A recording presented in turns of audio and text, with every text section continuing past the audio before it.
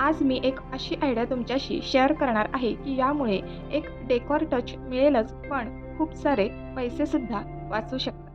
तर इथे मी छान फुलांची डिझाईन असलेली प्लास्टिकची पिशवी घेतलेली आहे आणि मी बनवणार आहे प्लांटर. अगदी सोपं आहे. पिशवी फक्त आतून फोल्ड करायची आहे आणि बरं का, पिशवी ही कुंडीच्या मापाची असायला हवी. आणि आता प्लास्टिकची पिशवी फोल्ड करून झाले आणि यामध्ये मी एक खाली डिश ठेवणार आहे, जेणेकरून पिशवी ओली होणार नाही आणि मग त्यामध्ये आपल्याला कुंडी ठेवायची आहे.